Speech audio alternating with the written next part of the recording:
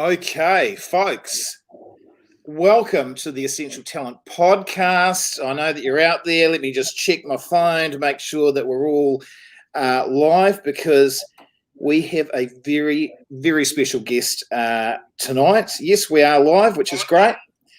And that is Simon Gault. Thank you so much, sir, for joining us. No worries, mate. Good to be here. Last time it was a bloody disaster and I stuffed up technically, and this was one of the first times all of a sudden I got these texts coming and going, Sean, what happened with the interview with Simon? I really think you're one of the most likeable Kiwis out there, and everybody has I've been getting texts again today going, he's such a nice bloke, can't wait to watch the show tonight, which is really cool. It's a real testament to you. I don't stuff it up. You can't stuff this show up, mate. As I said, this is the great thing for people who have just they'll tune in later as well. Simon and I were talking for about all of 30. We've never met each other before. Talking for all of about 60 seconds today, and I thought, we're going to get on with a house like a house on fire. So relaxed and chilled out, which is great. So for those of you who've been living on another planet. Simon is, one of the leading lights in New Zealand's culinary scene. He is, of course, he was on MasterChef, very, very successful chef, not just locally but internationally. I don't know much about the whole industry, but I know that he had a lot of success in particular a restaurant which had that, the Michelin. Is it the Michelin rating? Is that what it's called? Have I got that right? Is that tyres? What's that rating? Michelin stars, they call it's them. It's Michelin, not Michelin. Michelin stars, which is a huge thing, and also just do you class yourself as more of a chef or an entrepreneur? Because you're one hell of an entrepreneur as well, aren't you? Well, I think I just I like challenges, and I get an idea, and I'm like, get the bit between my teeth, and I sort of go for it, really. And I've had plenty of epic fails, but I remember Kevin Roberts once said to me, who's been a long-time friend, a business partner, and a mentor, said to me, make sure you make 100 decisions a week, and so long as 30 of them are good, and you have somebody to fix the other 70. Oh, that's brilliant! I love that. That's so good. Before we go on, I've got to tell you something that I have noticed on your Facebook page, and this might surprise you, but it stuck out a couple of times.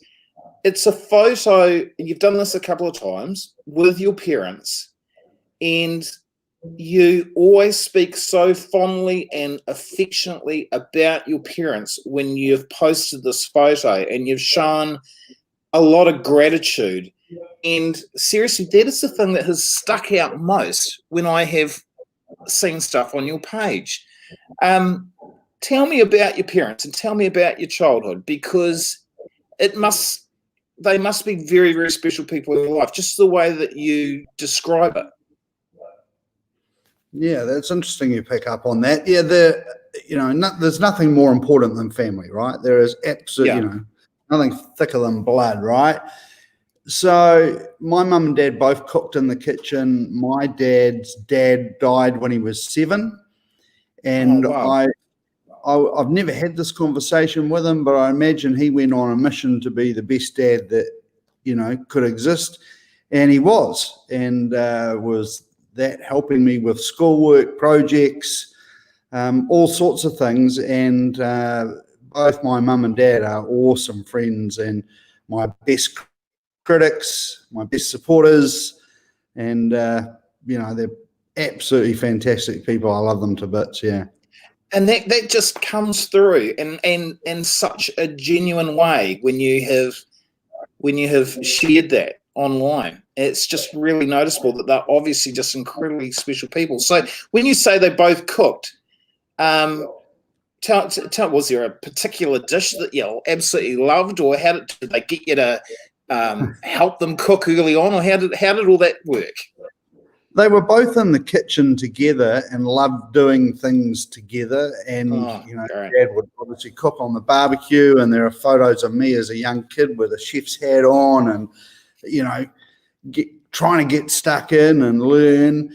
and we just had a real family sort of community. And I guess, my dad's probably my hero. And so good. I look up to him, and he's, whatever he does very well. He's been, whatever he has set out to do, he's done to the best of his ability, and it always seems to be perfection, the bugger. But yeah, they're both awesome people, and I've done a lot with them. My dad was an Air Force pilot, and then went to the airlines, and as a young kid I always wanted to learn how to fly. And for a birthday I might get to go for a ride in a plane, and he'd tip me upside down. And eventually I wanted to learn how to fly, and I'd left school and I had a job, and he said, well, if you want to learn how to fly, go and learn how to fly gliders. I'm not going to teach you. And as it happens, my dad was like one of about 5 New Zealanders who had what they call an ACAT rating for training people to learn how to fly. And he was like, no, you got to go and do it on your own. It wasn't until many years later I managed to actually convince him to teach me how to fly powered airplanes. And we've done a lot of that together. I ended up buying an airplane called a Mustang.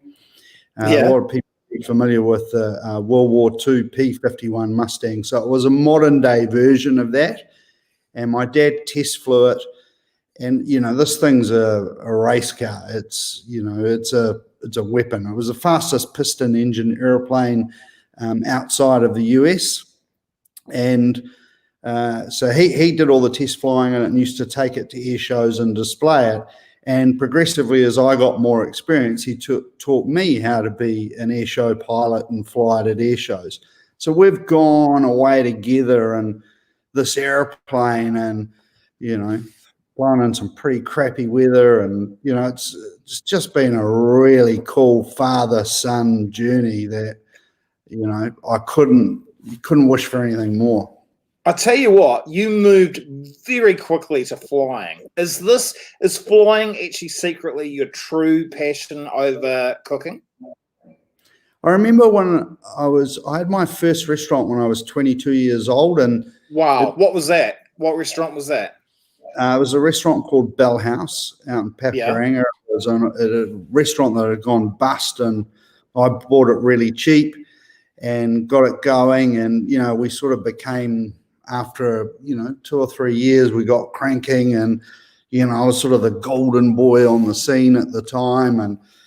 And that was about the time I started to learn how to fly powered airplanes. I was already a gliding instructor myself.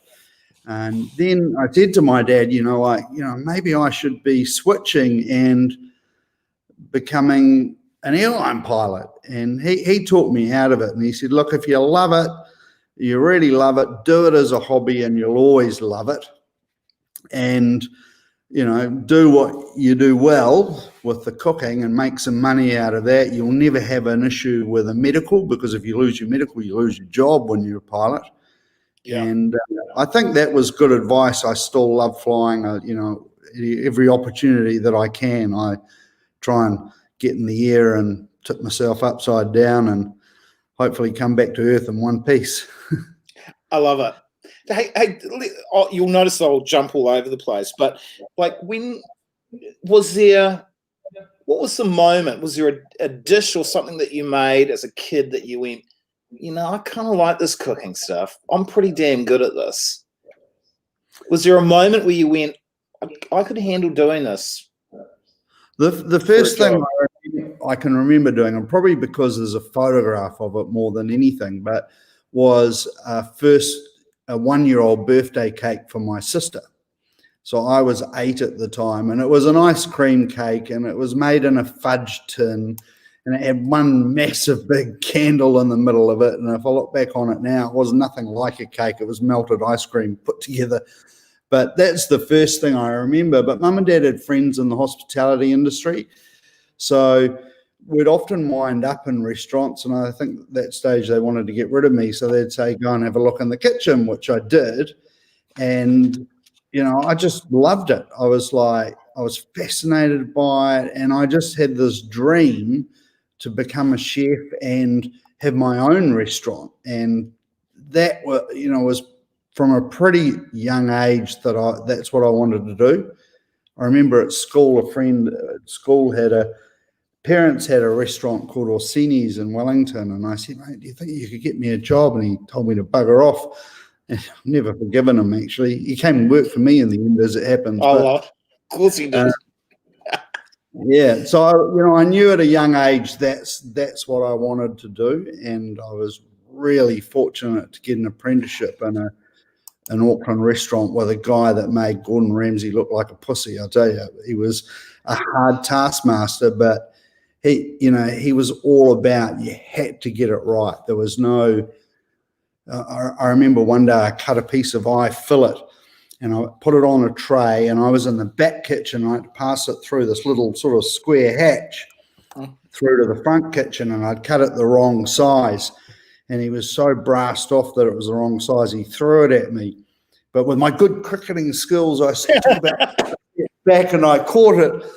And he was so hacked off that I caught it. He came round the back kitchen and he threw it at me again. Well, I never cut the steak the wrong size again. And he is now a fabulous friend. But I got off to a start in a restaurant where the chef was there all the time. It was incredible. Hey, tell me about life as a chef when you're in the kitchen like that, because someone like me, I don't know much about it. I watched the Gordon Ramsay thing and he's yelling at people. Is that, and it's pressure cooker stuff, is that all done for the TV, or is that actually what life is like in a kick-ass kitchen where you've got to get it right? Is it like... Yeah, it's pretty tough. When you got a restaurant full of people and the people booked at 8 o'clock come early and the people at 7 o'clock come late, and everybody arrives at 7:30. They all want to get fed at once. And, we've all been in a restaurant thinking, where's our food? Yeah. Well, there's somebody in that kitchen conducting that orchestra to make it happen. And there's no time to stuff it up and cook it again. Yeah, right. It's a really high pressure environment. It's massively rewarding when you have a good night. I've had plenty of nights that go horribly wrong. And, you had plenty of nights that go really well. And it's a really rewarding, because you're kind of putting your heart on the plate. And, you want people to love it. You want people. Yeah. That's why you do it. The smile on their face occasionally when people come up to the kitchen past. Now kitchens are open and people will come up and go, that was awesome. That's just so fantastic. A trick I do when I go overseas, I arrive in a different country and I might not really know where I should be eating, but I find somewhere that, gets some good wraps, and I always go out and buy a couple of dozen beer. Yeah. And I walk in the restaurant and, the girl on reception normally looks at me like, this isn't a BYO restaurant and that's a lot of beer to drink tonight. But I'm actually taking it, and I take it and I go straight into the kitchen and go, here you go, guys. And, you can be guaranteed that you're going to get looked after. And then by the end of the night, the chef's generally sitting at your table. He's making all the bookings for you in town. He's doing all the introductions, and you've got a new friend. So, telling the kitchen team how you enjoyed it when you enjoy it, that's why they're there. They just love it. And that's why I love it. And I don't have a restaurant at the moment, and I miss that side of it. It's just... So tell me the restaurants that you have had in the past. Was it Euro? Is that one of yours? That's quite iconic. I did a contract to start Euro in 2000, and then I went away. I went overseas and I worked, and then I came back, and then I ended up being one of 4 owners of Euro. But yeah, I've had heaps of restaurants over the years. The first one was Bell House. Then there was this talk about this toilet block in town that would make a good restaurant. So I went and checked it out and thought, this is pretty cool. And then I told a few people about it, and they said, you start raving mad, like it's a fishing village. Look at it. There's just those crappy old fishing boats and junk floating in the water. And anyway, and then I figured I probably didn't have enough money to do it anyway. So I rang my mate Kevin Roberts, who was by then a really good customer of Bell House, and he hadn't long been in New Zealand. For those that don't know Kevin Roberts, he was then CEO advertising legend, yeah, of Lion Nathan, and then Saatchi, and all that sort of stuff. And he was in Australia. I rang him and I told him about it. And I said, they're going to call it the Viaduct. And he's like, this is a genius idea. Let's do it together. So I did a pitch, and had to get an accountant to help me write a business plan. I had no idea how to write a business plan. I remember going into the accountant and I had a cane basket with photo albums in it, and with all the sort of the articles that I'd had in this little restaurant out in Howick. And he said, and I was off to the bank, you see, because we'd done this business plan up to see if we could borrow the money, because Kevin was just fronting for some of it, and by the time, Bell House wasn't going to sell for lots. And he said, you seriously going to go to the bank with that cane basket? And I went, yeah. He said, no, you can't. So he emptied his briefcase out and gave me the briefcase, and off I went to the bank. And I managed to get the money. And in those days, you could get it, there was no security on it, which is incredible. You could never dream of doing that now. The restaurant was the security. So, I was lucky. It was much easier to open a restaurant back then. I'd been in England, and what you did back then is you bought a car back to New Zealand. And yeah. And, I bought this old 911 Porsche, brought it back to New Zealand, and I was, just turned 22, and I thought I was pretty hot stuff in this thing, but I wanted a restaurant. I was on a mission. I was going to have a restaurant, and so I had to sell it to get some money, and that became the deposit on the restaurant. And it's amazing. You couldn't do that now. It's a lot tougher for younger people to get into it.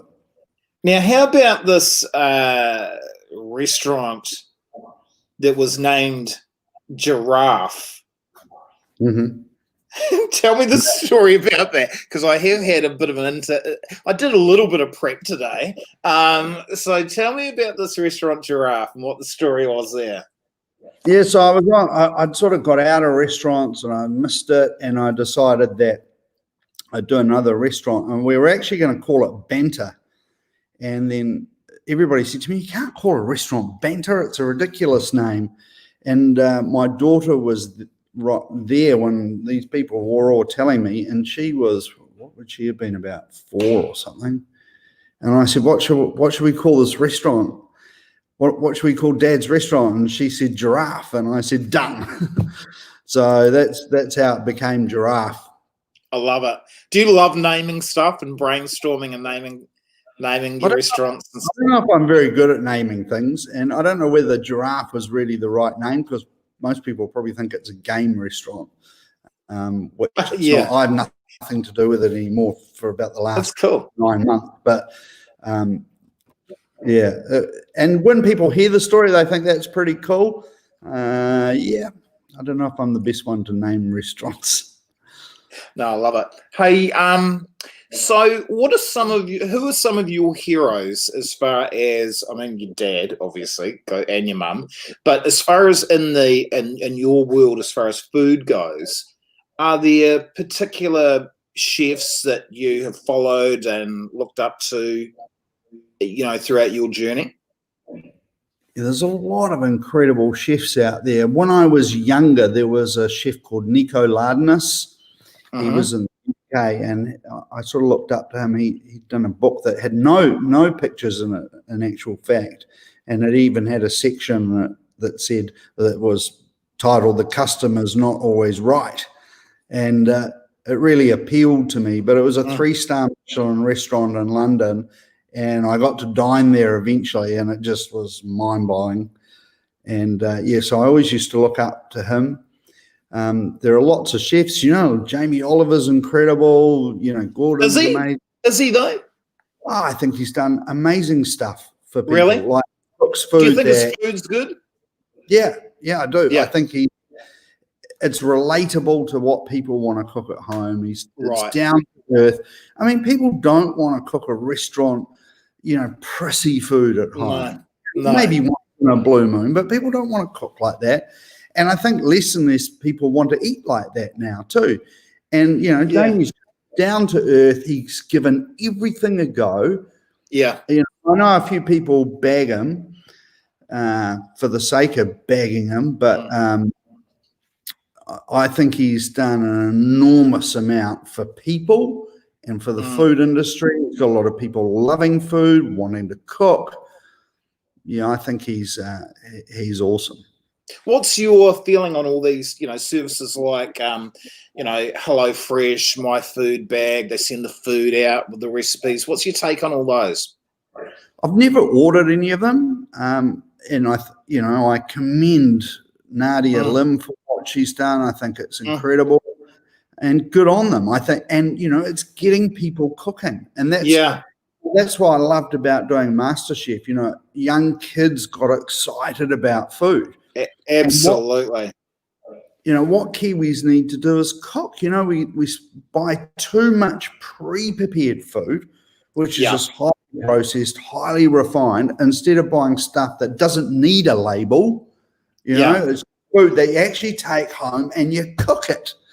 As opposed to ready-made stuff, Do you know what HelloFresh, like I've had HelloFresh just recently, what it's done for me, and when I was a young kid, my first thing that I wanted to be is I wanted to be a chef, and then I went off into another direction, ended up in media. But what it's done for me is it gives you confidence if you're really shit in the kitchen. I've got 2 young teenagers, and it's the instructions, it's the food. It's like, cut this, put it here, do this, put some olive oil, and you start to get some confidence. And at the end of it, you go, oh, I'm pretty bloody proud of that. I mean, like they talk you through the whole thing. But I've got to say about you, my youngest son, Jackson, he's 13. At this stage in his life, there's 2 things he's going to do. He told me he's either going to own a garage or he's going to be a chef. And what he loves most what he loves most is baking. He loves baking. I go, you love cooking, don't you? He goes, no, Dad, I don't like cooking. I like baking. But it's people like you in particular that he's grown up with, and he's gone, yeah, I want to be like that guy. So you've had a huge influence on a lot of kids, through those. Tell me about those MasterChef days, if you will, about what that experience was like. A lot of cold food. A lot of cold food. Really? Go on. Yeah. Well, I never dreamed in a million years that I'd be a judge on a cooking show or even on TV. It wasn't how I sort of entered into the whole thing. And then somebody came to me and said, hey, could they come in and do some filming in the restaurant? And I said, sure. And they did. And they came in and they filmed. And it must have been about 2 years later, the same guy rang me up and said, hey, do you want to audition for this program called MasterChef? And I said, what's MasterChef? And he told me, and I said, when is it? And I said, oh, I couldn't do that date because I was going overseas to do a cooking thing in Singapore. And so I didn't do it. Anyway, I came back and he rang me up and he said, we pulled that video footage of you in the restaurant. That's exactly what we're looking for. Can you come and just do that on TV? And I was like, why not? Sounds exciting. And along I went and did it for 5 years. And, it was a great experience. I loved it. I learned about TV because I had no idea. Massive show. Massive. Yeah. And, the year that I finished doing it and I pulled out was the year that it was the highest rating reality TV show. The only thing that surpassed it was the Rugby World Cup. So yeah, that's right. I figured it was the right time to get out. I kind of regret it a little bit. I don't think I'm flavour of the month with TVNZ ever since. So really? Yeah, I don't think so. Well, I haven't been back on TV since, right? Well, I have done a little bit of stuff on TV, but not on TV1. Do you miss TV? I like doing television. I like doing it. I've done the documentary Why Are We Fat since which actually has done better offshore than it was Really? run on Prime once. But, you know, it was on BBC Asia. It was the second most viewed program on Qantas. It was on Amazon. I think it's still on Amazon. I mean, and that made a difference. That made a difference to people. Tell me about your weight loss. And you've got this program that you've got going, which is hugely successful. Let's talk about that for a while. Yeah, well, where do we start with that? Yeah. What you're really saying is you look like a fat bastard on television. No, not at all. A lot of people do say that to me. But I pulled out some cookbooks because I thought you might ask some food recipes, but there's some photos of hell yeah, what I used to look like. So it's a little bit different. Far out. You know, there's another one. I think, you know, I've lost a lot of weight. So basically, I was diagnosed as a type 2 diabetic. My mum always said to me, you know, you need to be careful, runs in the family. You know, you could be susceptible to it. You're overweight. And I'm like, yeah. You know, we all listen to our mums, don't we? And then I went for some insurance, and I had to have a blood test, and they rang me in and said, look, we can't give you the insurance. We suggest you go and see your doctor. Your glucose levels are really high. So like a lot of Kiwis, you know, I had type 2 diabetes but had no idea of it, that I did. So I went to the doctor and he said, bad news, you're a type 2 diabetic. I'm going to give you these drugs. You're going to have to start pricking your finger every day and checking your blood and all this sort of thing. And that was years ago. And I pretty much ignored it because they gave me these drugs. So as time progressed, I didn't tell anybody. I told my just close family, but it was not something I was proud of because I'd basically eaten my way there. And, you know, all through MasterChef, you know, eat desserts, eat, you know, and then I finally changed doctors when my daughter was just before her first birthday. And I went to a doctor who I went all through school with. We went through little school, big school, the whole lot. And I thought, well, I should give my money to him. He said to me, hey, make the first appointment just before lunch. And I thought, awesome, we'll go for lunch afterwards. And I went along and I sat down and he read me that riot act. Like, he's like, do you actually want to walk down the aisle with your daughter? Because you're probably not going to. You're probably going to go blind. You're probably going to get a foot amputated or from your knee down. You'll probably be going, when you're older, going to the hospital regularly to be on a dialysis machine unless you pull your finger out and do something about it, because you need to lose some weight, but you actually need to do it. So I walked out of there going, well, I guess lunch is off. And, you know, I was pretty shell-shocked because finally somebody had really told me where it was at and given me a kick in the rear. So I went home and I started Google searching reverse diabetes. There's got to be a silver bullet here. And then I found this place in Nevada that said they could reverse diabetes. So I started searching YouTube, and then I discovered it was really a bunch of hippies sitting around smoking dope. So that wasn't going to work. But to cut a long story short, I went on a mission, a serious mission to actually sort my life out. And because it wasn't so much I was eating bad food, I was eating all day because I'd get to work and, chef, will you taste this? Will you taste this? All day long. And that you end up grazing the whole day. You get out of there at, 12:30, 1 o'clock in the morning. You get home, you eat some more. Then you go to bed because you're absolutely knackered. You get up in the morning and you do it all over again. And because of that, you sleep poorly. Your gut health is terrible. And, you just end up putting on all this weight. And so I managed to change it. And in that process of changing it, I learnt a lot. I went to America for 4 weeks. I went to the UK for 4 weeks. I studied it. I studied superfoods. I studied gut health. I studied sugars. I studied fats, and made a big change in my life that probably I will walk down the aisle with my daughter. So And then I was asked if I would do this documentary called Why Are We Fat? And that was going to take me around the world and meet world's experts in health. Everybody from microbiome scientists, we went to universities, research facilities, met world's experts on sugar, world's experts on sleep. And it was the best gift and they paid me to do it, that I could have ever been given. And then Why Are We Fat came out, and then I started to get all these emails from people around the world going, "You've saved my life." I would get people come up in tears. It was pretty beautiful stuff. And it doesn't take much for me to get emotional about it, because it changed my life, and to be able to have an effect on change people's life so they might be around a bit longer and be healthier when they're older. Get people to sleep better. There's so many people who sleep poorly. In our course, that's the first thing we do. The whole week, first week is on sleep. People don't realize that if you get good sleep, you will lose weight just while you're sleeping. Really?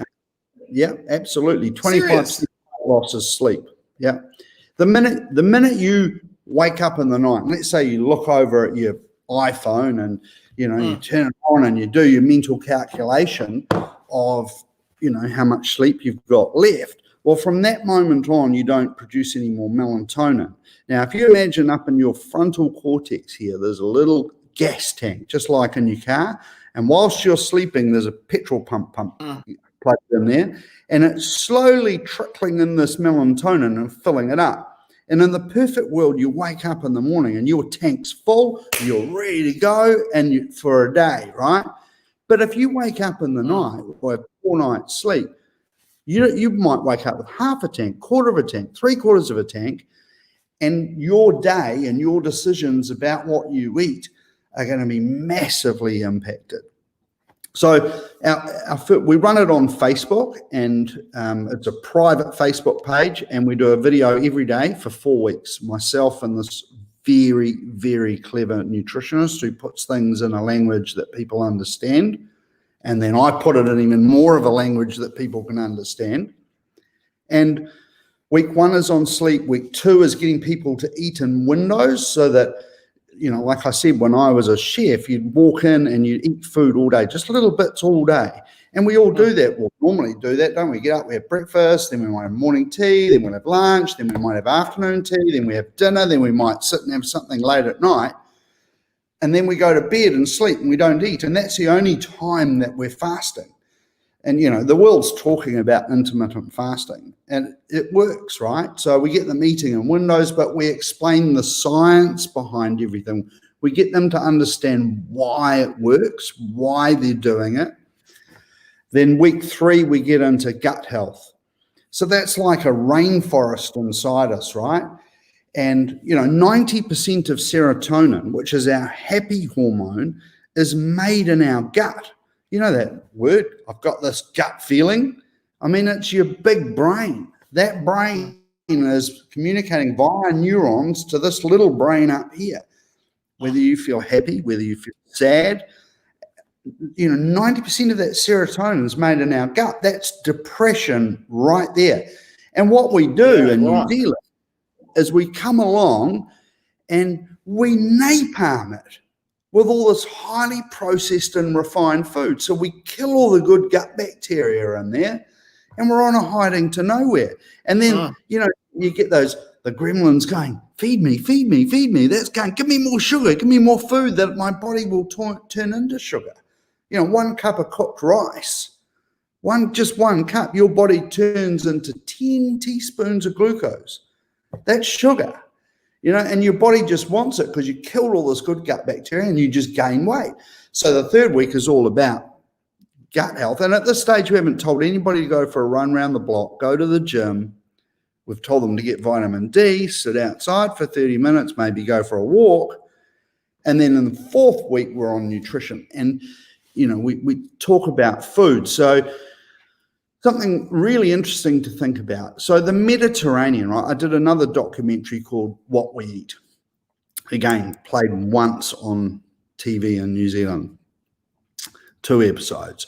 We went to universities and we went to places where they live a lot longer than us, where they have 30% less cancer, half the amount of heart disease, 1/9 the amount of diabetes. Alzheimer's virtually doesn't exist there. Why? Because of their diet. So the average Kiwi consumes about 250 mils of extra virgin olive oil in New Zealand. In the Mediterranean, they consume 25 litres a year. Seriously? Yeah. And what's good about that is the antioxidants in it. And the antioxidants are the things that fight cancer. In tomatoes in New Zealand, the average Kiwi consumes about 8 kilos of tomatoes a year. Over there, they're consuming closer to 30 kilos. Wow. The diet is just massively different. Nutrient-dense foods like garlic, one of the biggest fighters against cancer, ginger, turmeric, they cook with it every day. We're buying all the highly processed crap that is just full with sugar because it's addictive and it's cheap for the food processors.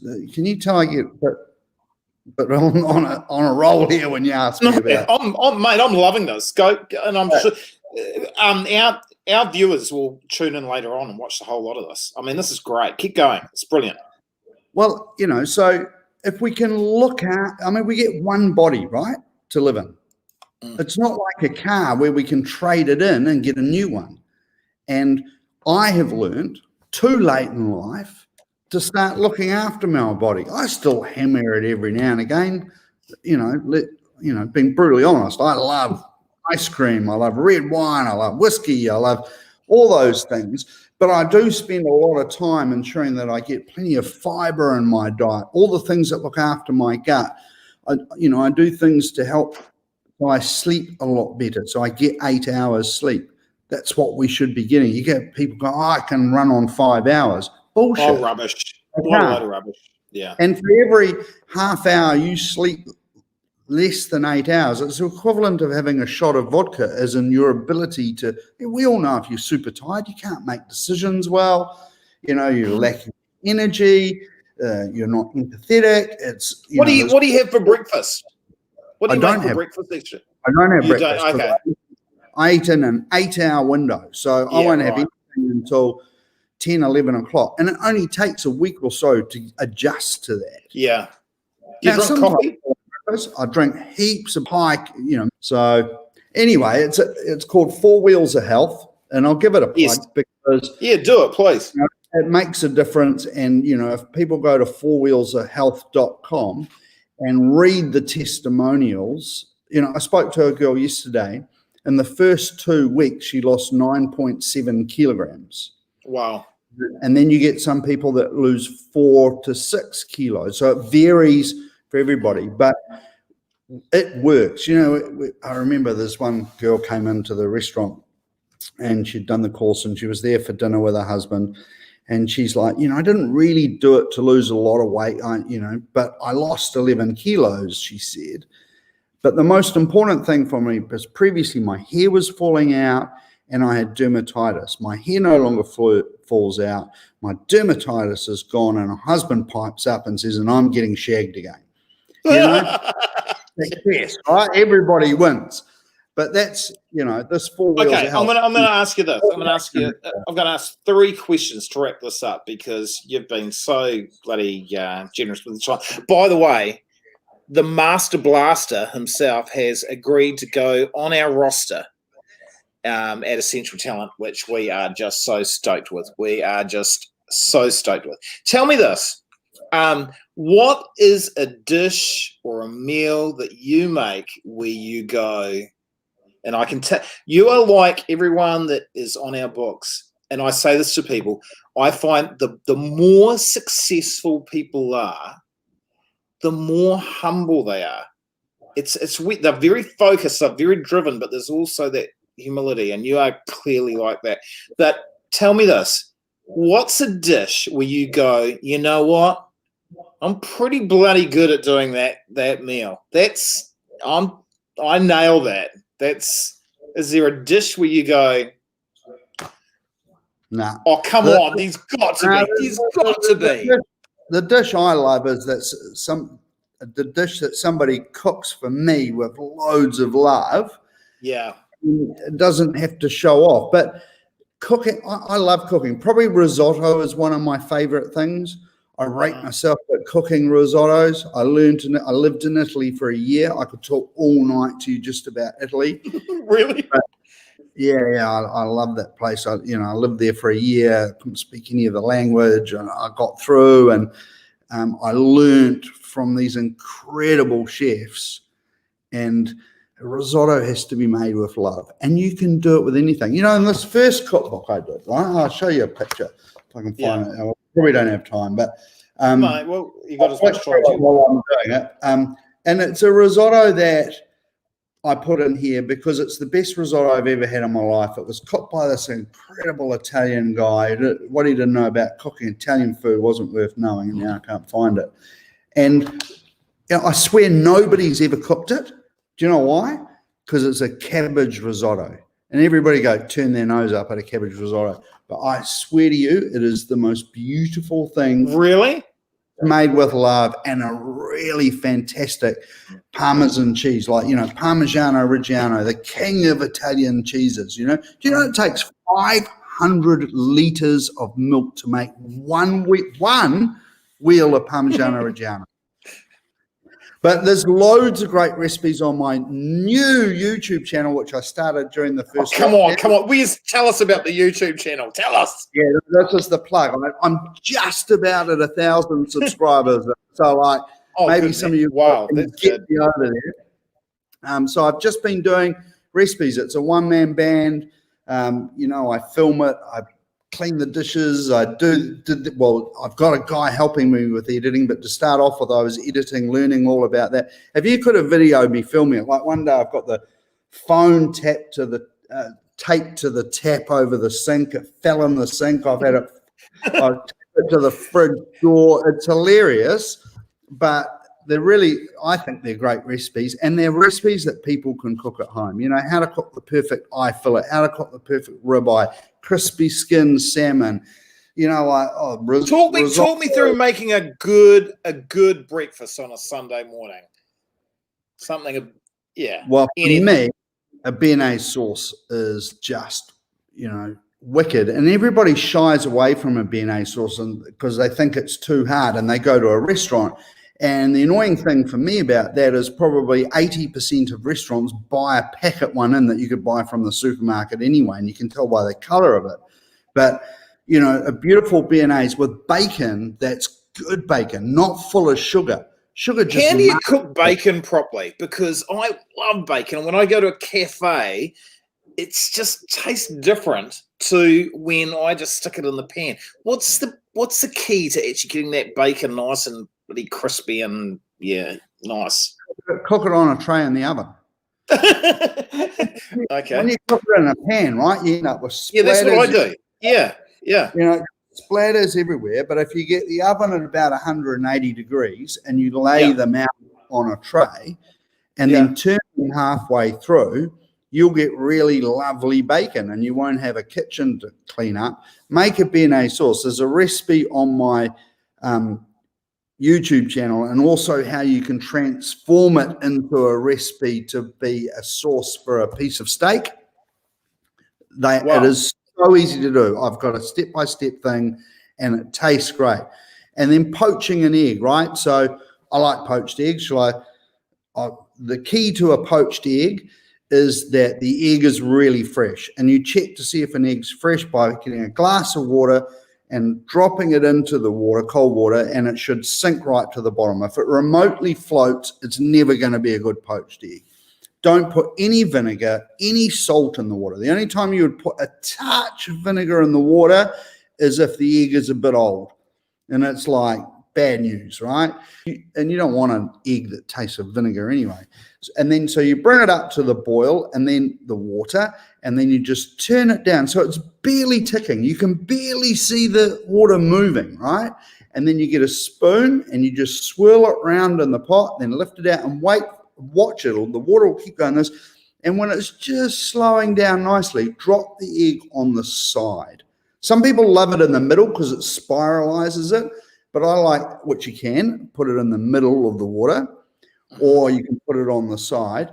And then when you take it out, a slotted spoon, preferably. If you don't have a slotted spoon, doesn't matter. Just a spoon big enough to pick the egg up, have a tea towel there, and have, imagine this is my spoon, and there's the egg sitting in there, and then have a tea towel here, and then just put it up against the tea towel and put it on an angle so any water runs off there. So that, because there's nothing worse than a soggy bit of toast, right? Oh, absolutely. And you're not going to stop me here, right? You asked me for the breakfast thing, right? No, so keep going. A toast, right? To me, it's Vogel's toast or a beautiful piece of sourdough, or I've just done an Epit 4 healthy Moroccan toast. If you want something super healthy and you put it in the toaster, it's incredible. But tomatoes grilled. So you want a tomato that's ripe. You never keep the tomato in the fridge. Always, tomato should never go in the fridge. Cut it in half. Olive oil, salt, pepper. Worst case scenario, you must do that. Then I have these Italian herbs, Simon Gault Italian herbs. We sell them in the supermarket. Sprinkle a little bit of that on it, and put them in the oven and roast them until they're really soft and overcooked. All that olive oil is going to soak in there. Like a grilled tomato with nothing on it is terrible. That on Do you know plate. what? Do you know what? Let me interrupt here. At the start of the interview, I was thinking, this guy is just absolutely passionate about flying. But the longer that we've gone on, I'm going, yeah, he loves flying, but Eels, this is your passion, isn't it? This is your lane. You love this. You're just all of a sudden, it's great. Anyway, there's a breakfast. Hey, I'm going to let you go because you've been so generous with your time. Thanks so much. Thanks so much for just inspiring a lot of us. Can I get one more plug in? Because I'm doing get it in. Do it. The fresh things and being able to buy hampers that you talked about. On the 18th of September, I'm doing a live cooking demo we can deliver in Auckland. It's $39 per person. It's 3 courses.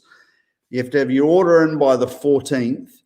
So it's $39 a person. All the food turns up, apart from a couple of things like you got to have McCain's peas in your freezer and a couple of other things because we can't get frozen stuff to you. The hamper turns up. It's a minimum of 4 people. You log in on the Facebook at 6:30 p.m. and we're going to cook dinner together. And it's the first time I've done something like that. I love this. And I reckon it's good fun. And gaultsdeli.co.nz. Gault's Deli, Gaults. Oh, is it? I'll put it up there. I'll find it and I'll put it up on our page. Yeah. I'm going to take. Can kids go along, or is it adults only? Anybody can come. It'll be fun. Yeah, I'm going to take my youngest son with me, and we're going to have a crack at it. Sounds fantastic. Hey, thank you, man. Hey, you cook it in your house. Oh, is that what you do? Yeah. So you're at home, and you just get brilliant. Your log in and watch the video, and you can ask questions because I love it. There's a thing going on, right? We're social distancing a long way. That's cool. That's awesome. We're in. Hey, Simon, it's true what they all say about you. You are a great guy, very inspiring. Thanks so much for your time, and thank you for allowing us to put you on the Essential Talent roster. It's a real honor, mate. And all the best, and we'll catch up soon. Can I just say, I love what you're doing, Sean. It's really cool. Thanks. I've been watching it. So, mate, keep up the good work because it makes a difference to people. So well done, mate. Thank you, and thanks for having me. Thanks, Simon. That's goosebumps on the face kind of stuff. Thank you, sir. Talk to you soon. All right, guys. See you later. Okay. Thank you. That's Simon Gault. Wow. Jeepers. Man. That's one hell of a guy there. Very inspiring. Very inspiring. I think we'll get him back, I think. He just gets on with it, doesn't he? He gets on with it. All right, thanks very much, guys. Hope the rest of the week goes well. What's happening with Essential Talent? Gee, we just we keep getting these amazing people that are jumping on board with us. It's just so exciting. So Steve Hansen has jumped on board with us, and we're doing some great work with him. Great person, by the way. Had a prep session with him, and I was sitting back and I was just going, wow, this guy's the real deal. He's so humble. It was unbelievable. I was blown away. Such a cool guy, such a focused guy, but just incredibly humble. We've got Razor Robertson as well, who's jumped on board. Getting a lot of requests for Razor once again, as you can imagine. Great bloke, and got some other fantastic people on board. Okay, so it's a blast. Anyway, hope you have a great Friday. Hope you enjoyed this. Simon Gault, you can now book him through Essential Talent. Great man, great New Zealander, inspirational. Talk to you soon. Goodbye.